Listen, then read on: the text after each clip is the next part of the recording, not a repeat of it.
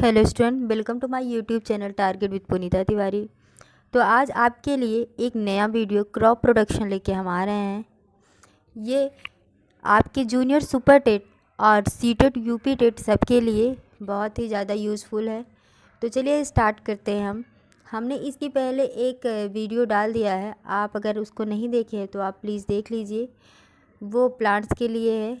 ठीक है, चलिए आज स्टार्ट करते हैं। तो सबसे पहले हम ये जानते हैं कि हम पढ़ेंगे क्रॉप प्रोडक्शन मतलब होता है कि फसल उत्पादन। इसके बारे में कुछ चीज़ें हम जान लेते हैं जो आगे नोट्स में नहीं दिया गया है।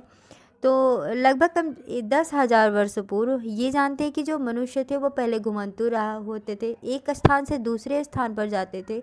भोजन और आवास की खोज करने के लिए वो दिनों दिन रात रात भर और महीनों महीनों तक समूह में टहलते थे। उन्हें कच्चे फल और सब्जियां ही खाने को मिलती थी क्योंकि वो आग का आविष्कार नहीं कर पाए थे। धीरे धीरे उन्होंने आग का आविष्कार किया। ठीक है, इसके बाद फिर कालांतर में वो खेती करने लगे, चावल गेहूं और अन्य फसलों का भी उत्पादन अब वो कर सकते हैं। ठीक, तो चलिए अब हम आगे देखते हैं, आगे बढ़ते हैं। ये जानते हैं फसल क्रॉप्स क्या है। एक ही किस्म की फसलों, एक ही किस्म के पौधे जब एक स्थान पर बहुत बड़ी मात्रा में उगाए जाते हैं तो वो क्या कहलाते हैं, फसल कहलाते हैं। Means plants of the same kind are grown and cultivated as the source of food in the large cultivated land is called the crops. जैसे कि the crop of wheat plant होता है गेहूं के पौधे, जैसे गेहूं के पौधे एक ही खेत में उगाए जाते हैं।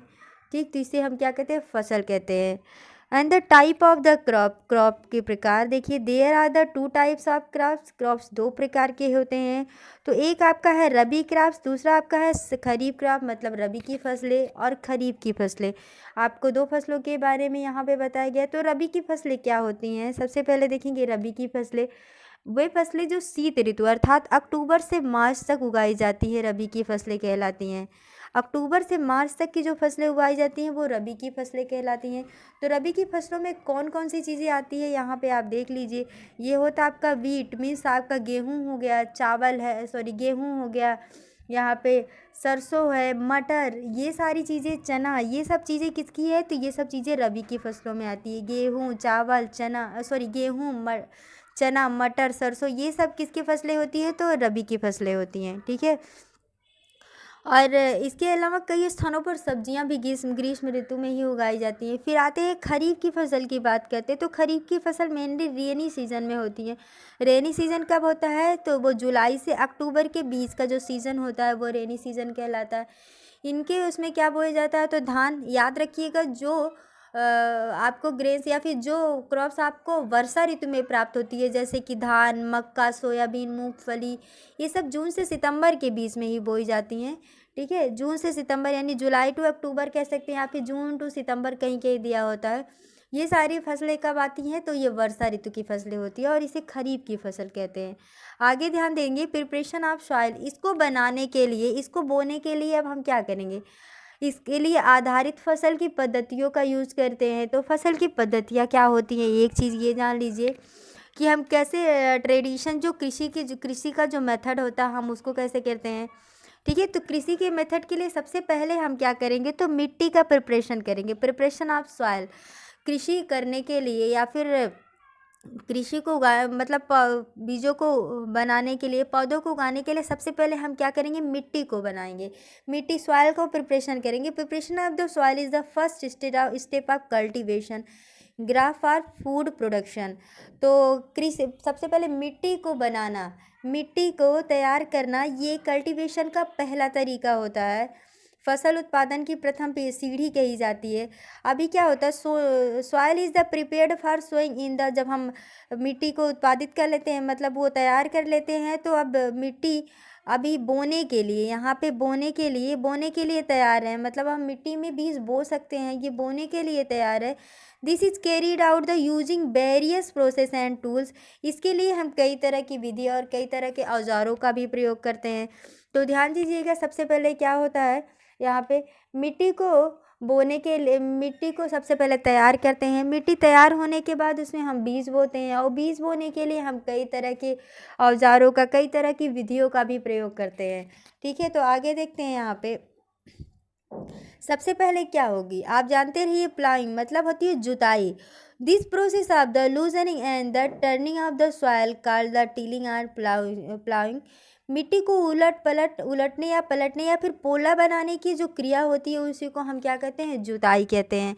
इसमें क्या होता है, इसमें हम हल चलाते हैं, मिट्टियों को तोड़ते हैं, फिर cultivator attach to the tractor, ये कई तरह की चीज़ें यूज़ करते हैं। इसके लिए हम हल, कुदाली, इन सब का यूज़ करते हैं। अब तो हम ट्रैक्टर का भी यूज़ कर रहे हैं, धीरे धीरे जुताई बुआई के लिए हम ट्रैक्टर का यूज़ करते हैं। कभी कभी जुताई से पहले हम खाद दे देते हैं, ये भी ध्यान दीजिएगा, जुताई से पहले खाद देते हैं। तो जुताई के लिए जो कृषि के लिए जो औजार होते हैं हम उनकी बात करते हैं। औजार क्या करते हैं, तो औजार जो होते हैं वो अच्छी तरह से बुआई में मिट्टी को भुरभुरा बनाते हैं। ठीक है, जैसे हुआ हल हुआ, कुदाली हुई, ये सब क्या होती है, मिट्टी को भुरभुरा बनाते हैं। कल्टीवेटर हुआ, इन सब चीज़ों से हम मिट्टी को पहले अच्छी तरह से तोड़ते हैं, उसकी जुताई करते हैं। हल क्या होता है, ध्यान दीजिएगा आप, हल क्या होता है, प्राचीन काल में ही हम हल का उपयोग जुताई के लिए करते थे। आपसे पूछा जाता है कि हल में किसका प्रयोग करते, तो हल जो है ये लकड़ी का बना होता है, जिसमें 2 जोड़ी बैल लगते हैं। ठीक है, बैल हुआ, ऊँट, घोड़ा, राजस्थान वगैरह में ऊँट का प्रयोग करते हैं। उसमें एक लोहे की मजबूत तिकोनी लगी होती है, हल जो है उसमें लोहे की मजबूत एक तिकोनी लगी होती है, जिसी को हम क्या कहते हैं, जिसको हम फाल कहते हैं। ये जो आपका ये होता है इसी को हम क्या कहते हैं, ये आपका फाल कहलाता है, ध्यान दीजिएगा, ये फाल कहलाता है। हल का जो मुख्य भाग लंबी लकड़ी होता है, लकड़ी का बना होता है, उसे हम हाल सैफ्ट कहते हैं। ये एक लंबा लकड़ी का बना होता है, इसे हम हाल सैफ्ट कहते हैं, ध्यान दीजिएगा, हाल सैफ्ट होता है। इसके सिरे पर हैंडल लगा होता है। ठीक है, यहाँ पे एक हैंडल लगा होता है जिसको पकड़ के हल को चलाया जाता है। अब आगे बात करते हैं कुदाली की। तो कुदाली भी एक तरह की औजार होती है, जिसे मिट्टी को तोड़ने के लिए, मिट्टी को पोला बनाने के लिए ही हम इसका उपयोग करते हैं। ठीक है, आगे देखते हैं, आगे बात करते हैं कल्टीवेटर। जो आजकल कल्टीवेटर क्या होता है, आजकल जुताई के लिए ट्रैक्टर द्वारा संचालित कल्टीवेटर होता है, जिसे हम फार कहते हैं। ठीक है, कल्टीवेटर का भी प्रयोग करते हैं। अब आगे चलते हैं, हम आगे पढ़ेंगे सोइंग। सोइंग मतलब होता है बुआई। अब हम बुआई देखेंगे। Sowing is the process of planting and seed is soil. यहाँ पे सोइंग का मतलब होता है मिट्टी में बीजों का प्लांटिंग करना, मिट्टी में बीज को उगाना। अब यहाँ पे सोइंग कहलाता है। तो सबसे पहले बुआई फसल का एक महत्वपूर्ण चरण होता है। बोने के लिए हमें अच्छी गुणवत्ता के बीजों की भी ज़रूरत होती है। अच्छी किस्म के बीज जब हमारे पास होंगे तभी हम अच्छी बुआई कर सकते हैं। ठीक है, तो सिलेक्शन द गुड सीड, इसके लिए सबसे पहले हम क्या करते हैं, अच्छे सीड का सिलेक्शन करते हैं।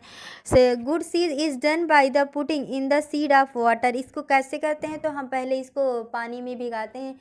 पानी में भिगाने के बाद जो सीड ऊपर आ जाते हैं, फ्लोएट करने लगते हैं, ऊपर पानी की तली में, उस पानी की सतह पे ऊपरी सरफेस पर तैरने लगते हैं, फ्लोएट करते हैं, उसको हम हटा देते हैं, क्योंकि वो हल्के और ख़राब बीज होते हैं।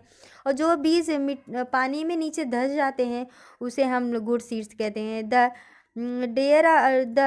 Damage seeds become hello and hello. Hello HOLLOW होता है। हालो मतलब होता है हल्का, एंड फ्लोएट, यहाँ पे स्पेलिंग रॉन्ग है, float on the water and good seed into sink. Sink है SINK, सिंक नीचे बैठ जाता है।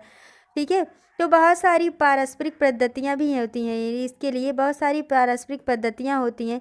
जैसे नर्सरी, तो नर्सरी क्या है, यहाँ पे ध्यान देंगे, नर्सरी क्या होता है, नर्सरी वह प्लेस है जहाँ पर पौधे व वृक्ष उगाए जाते हैं।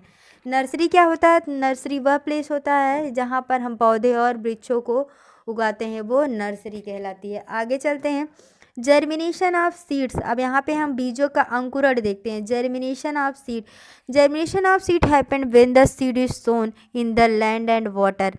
यहाँ पे देखते हैं जब सीड जो होती है वो जर्मिनेट हो जाती है, मतलब कि थोड़ी थोड़ी दिखने लगती है, तो उसमें हम क्या करते हैं, उसमें लैंड एंड वाटर, उसमें मिट्टी को हम ऊपर नीचे करते हैं और पानी डालते हैं। अब plant is stored into the emerge from the seed and start to grow. अब क्या करते हैं कि जो सीड्स है वो धीरे धीरे बढ़ने लगती है और बढ़ने लगती है मतलब ग्रो करना स्टार्ट कर देती है। फिर हम यहाँ पे मैन्यूर मतलब खाद एंड फर्टिलाइज़र मतलब उर्वरक होता है। अब हम उसको खाद और उर्वरक देखते हैं। ध्यान दीजिए, खाद और उर्वरक क्या होता है। तो खाद वह पदार्थ जिसे मिट्टी में पोषक स्तर बनाए रखने के लिए मिलाया जाता है, वो क्या कहलाता है, खाद कहलाता है।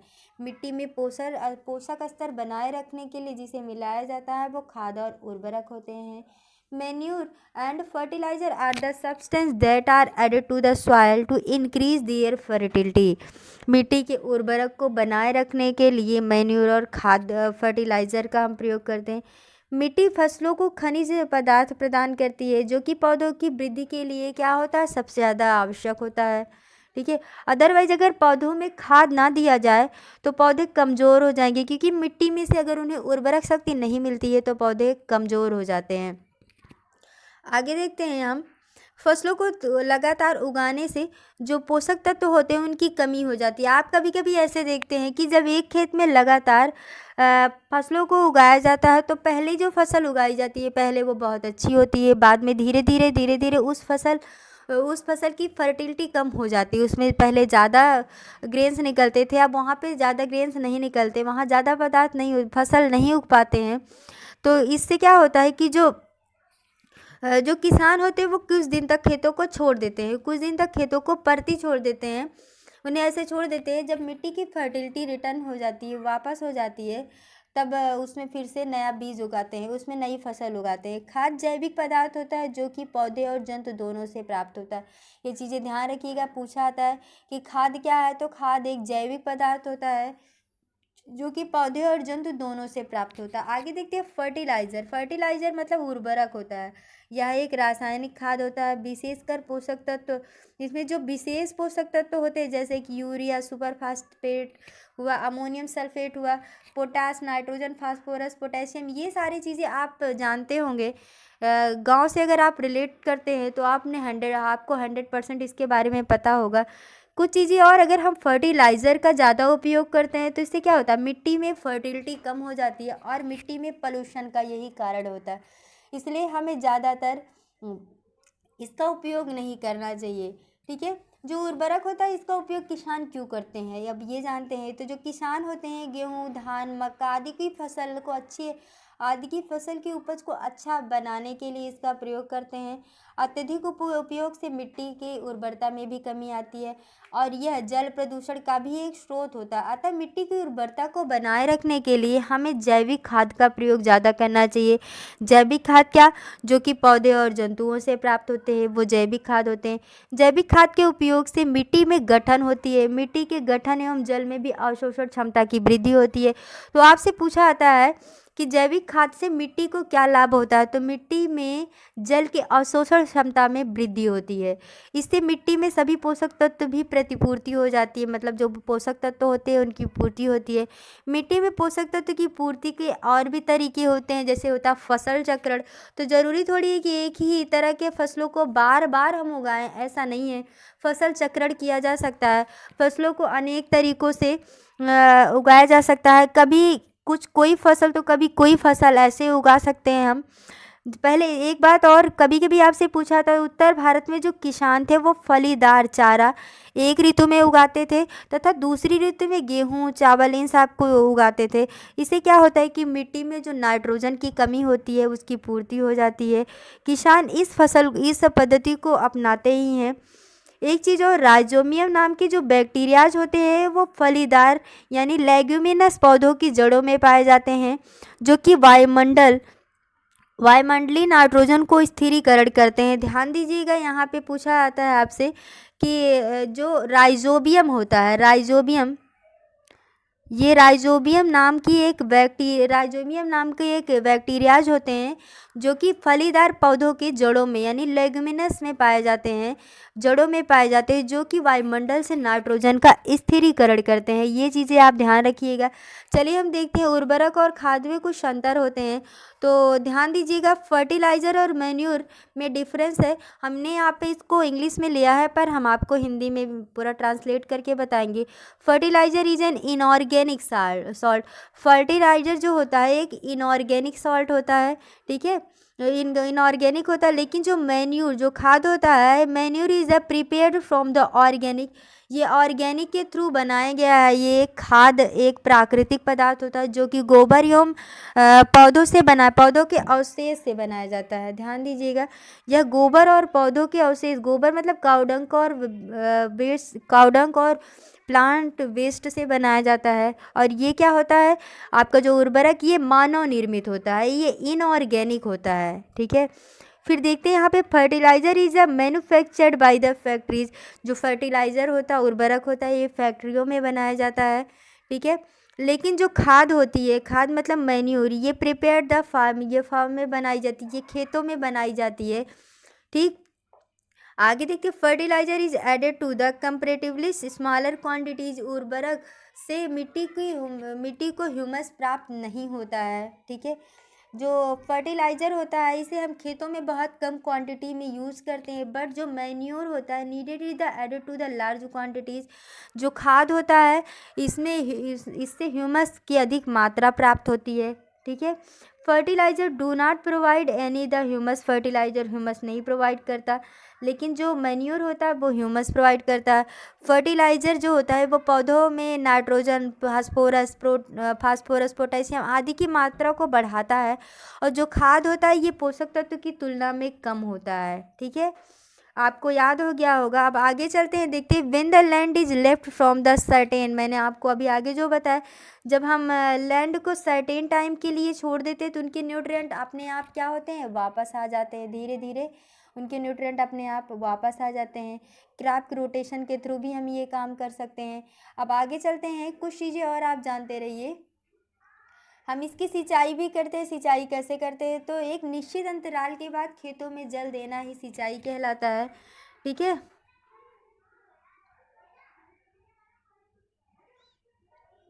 एक निश्चित अंतराल के बाद खेतों में जल देना सिंचाई कहलाता है।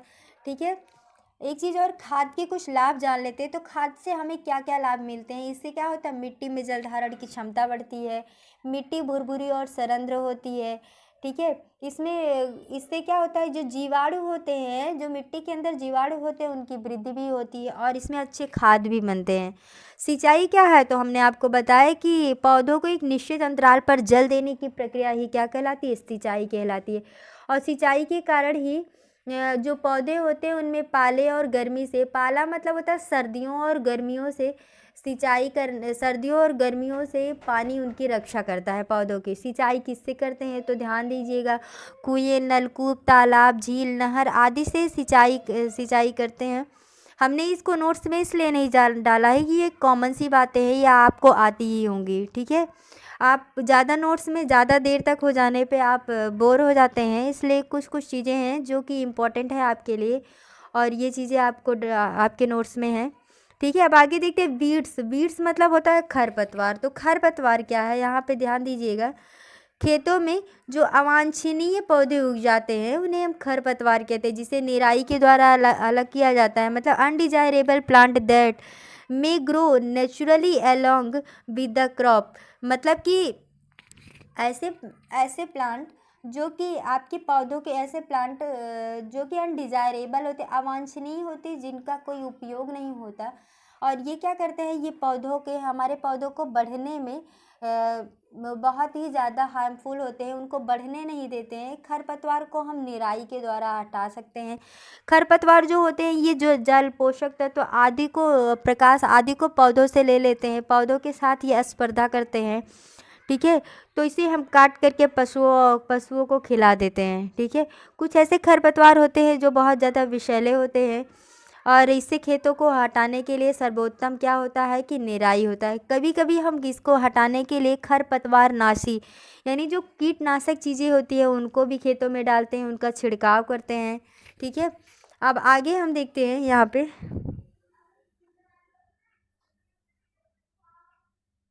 आते हैं, हम देखते हैं विनोइंग क्या होता है। विनोइंग मतलब होता है कि आप यहाँ पे देखिए, winnowing is the process of the separation. मतलब कि भूसे को दाने से अलग करने, या फिर डंडे को दाने से अलग करने की प्रक्रिया को हम क्या कहते हैं, विनोइंग कहते हैं। डंडे को दाने से अलग करने की प्रक्रिया को विनोइंग कहते हैं। मतलब अनाज को भूसे से अलग करने की प्रक्रिया को हम विनोइंग कहते हैं। ठीक है, अलग करने की प्रक्रिया को हम क्या कहते हैं, विनोइंग कहते हैं। और चीज़ें जानती है, कुछ हैंड पिकिंग होता है। तो हैंड पिकिंग क्या है? हैंड पिकिंग मतलब होता है कि कुछ ऐसे ग्रेन्स होते हैं जो बड़े हो जाते हैं, जिन्हें हम हाथों से हटाते हैं। ठीक है, अब जब विनोइंग होगी है उसके बाद स्टोरेज की ज़रूरत पड़ती है। तो स्टोरेज क्या होता है? स्टोरेज यहाँ पे आगे है, यहाँ पे देखिए हार्वेस्टिंग, सॉरी वो थोड़ा पहले हो गया था। हार्वेस्टिंग, अब फसल पक चुकी है, फसल पक जाने के बाद हम फसल को क्या करेंगे, काटेंगे। Harvesting is the process of cutting crops after in the mature होने के बाद फसलों की कटाई होती है। इसके बाद method of harvesting methods 2 types के होते हैं। एक तो मैनुअल होता है जो कि आमतौर पर किया जाता है, और दूसरा मैकेनिकल होता है, जो मैकेनिकल मेथड होता है जो कि हम मशीन के थ्रू करते हैं। तो आते हैं देखते हैं मशीन के थ्रू। ये आपका थ्रेसिंग होता है। भूसे को दाने से अलग करने की प्रक्रिया क्या होती है, थ्रेशिंग होती है। Losing of the grains from chaff को दाने से अलग करने की प्रक्रिया को थ्रेसिंग कहते हैं।